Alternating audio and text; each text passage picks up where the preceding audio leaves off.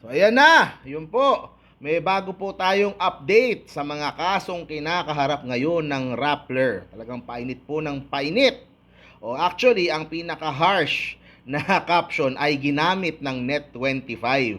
Okay? Nakalagay dito, breaking 6 years in prison for Rappler CEO Maria Ressa. Sa ibang mainstream media kasi mas tame yung ginagamit nila.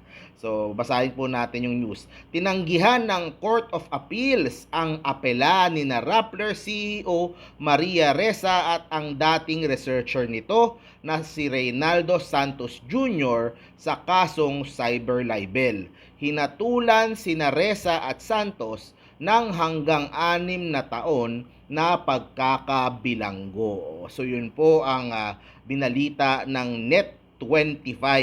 Kaya todo pile on po ngayon sa Rappler. Yung pong mga kaaway nito, katulad sila Sangkay Janjan, and yung mga iba pa na nakakaaway ng Rappler nitong mga huling linggo. Nagbigay po ng statement yung Rappler, so basahin din po natin. Rappler CEO Maria Ressa and former researcher Ray Santos received today the decision of the Court of Appeals affirming their conviction for cyber libel. So kinonfirma naman ito ng Rappler. So totoo naman yung balita. They disagree with the decision and their legal counsels are currently reviewing the decision.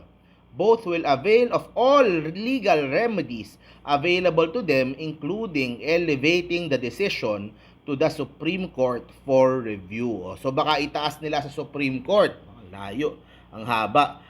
While the decision is unfortunate, it is also a good opportunity for the Supreme Court to take a second look at the constitutionality of cyber libel and the continuing criminalization of libel, especially in light of the freedom of expression and freedom of the press.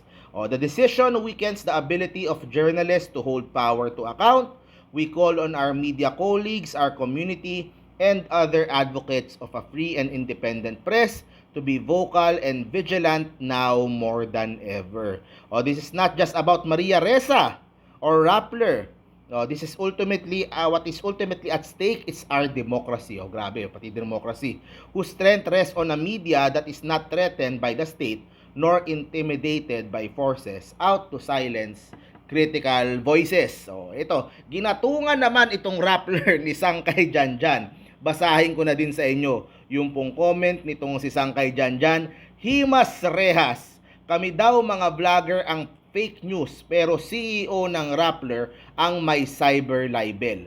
Susundan pa naming mga vlogger na magsasampa din ng kaso sa Rappler. Abangan. Yun po ang sabi ni Sangkay Janjan. Ako po sabi ko sa inyo sa demanda, talagang korte labas nito lahat. Ito yung parati ko sinasabi guys.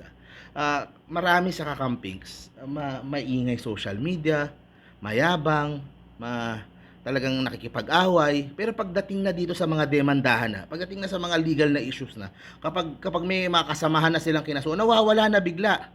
'Di ba? Nawawala na bigla. Hindi man lang tulungan, hindi man lang ano. So, tingnan po natin. Syempre, pino-point out naman ng Rappler na hindi naman sila daw guilty. Karapatan naman nilang ilaban yung kanilang gawin lahat ng mga legal remedies na available sa batas para po ilaban yung po naging hatol ng Court of Appeals, 'di ba? Pero syempre po at the end of the day, ako po ay hindi naman legal expert. Umaasa lang din po ako sa nagiging hatol ng korte. Siyempre ang law, kumbaga the law is sometimes harsh but it's the law. So kailangan pong sumunod. So makita po natin kung didinggin ng Korte Suprema ito pong mga hinaing ng Rappler regarding po sa kanilang appeal. At makita po natin kung ano, hindi ko din sure kasi kung anong proseso nito kung talaga bang makukulong na itong sila Maria Ressa o parang final and executory na ba ito dahil na ano na dahil nilabas ng Court of Appeals o kailangan na ba silang makulong at yun po ang next po nating titingnan. Pero ganun pa man, talagang nagre-rejoice yung pong mga kaaway ng Rappler. Ako iba naman yung stand ko. Ako kasi ayoko din naman na may pinapasara o may na syempre may mga trabaho din naman yung mga tao diyan, katrabaho din. Pero syempre, like I said, kailangan nating sumunod sa batas. Kailangan nating sundin yung konstitusyon. 'di ba? Yung sa foreign ownership, yung mga ganon. So talagang mahirap talaga.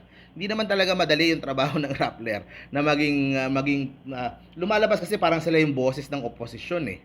Parang gano'n sila yung media, sila yung parang tumitira sa administrasyon. So hindi talaga madali yan, hindi talaga madali yan. Pero may mga batas tayo eh, 'di ba? May mga batas tayong sinusunod eh. Talagang mahirap talaga. Hindi talaga gano'n kadali. So tingnan po natin. Eh si Sangkay diyan tuwang-tuwa ay kasi siya ngayon yung pinag-iinitan ng Rappler eh. O ngayon, yung Rappler ngayon ang pinag-iinitan ng korte.